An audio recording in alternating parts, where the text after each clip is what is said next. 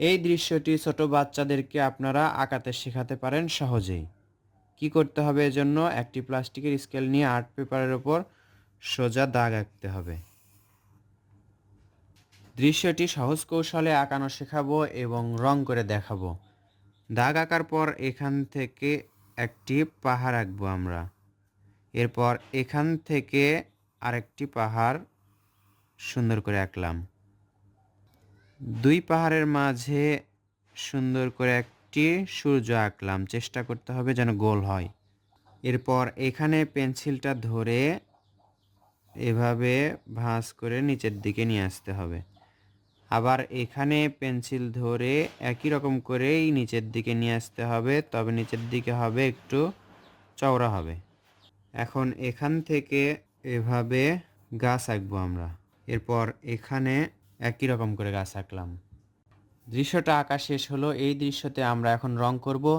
রং করার পর দেখব আরও সুন্দর লাগছে। এখানে আমরা রং করছি ক্রাউন অয়েল প্যাস্টেল 48 কালারের রং থেকে আকাশি রংটা। শুরু থেকে শেষ পর্যন্ত রংটা করা দেখুন, আশা করছি বুঝতে পারবেন। রংটা আকাশি রংটা আমরা এতটুকুই করে রাখবো। এরপর হলুদ রংটা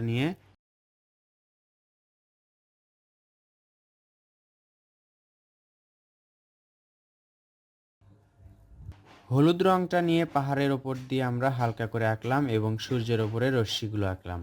এরপর দেখতে পাচ্ছেন এই রংটা আপনারা পেয়ে যাবেন ক্রাউন অয়েল প্যাস্টেলের 48 কালারের মধ্যে। যে কোনো ব্র্যান্ডের 48 কালারের মধ্যে এই রং পেতে পারেন। এই রংটা আমরা পাহাড়ে করব। রংটা হালকা,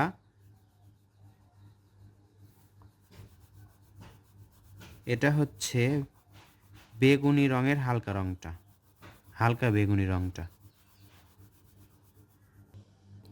পাহাড়ে রং করার পর আমরা এই দুই পাশে হালকা সবুজ রংটা করব।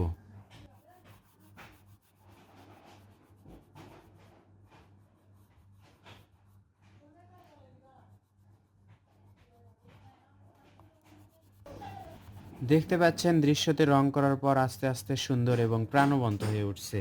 এই নিচের এই ঘাসে আমরা গোলাপি রংটা করব, হালকা গোলাপি রংটা করব।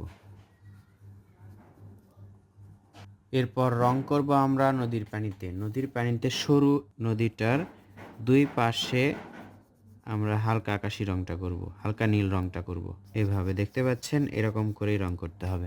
এপাশে যে রকম করে রং করলাম আমরা এই পাশে একই রকম করেই রং করব।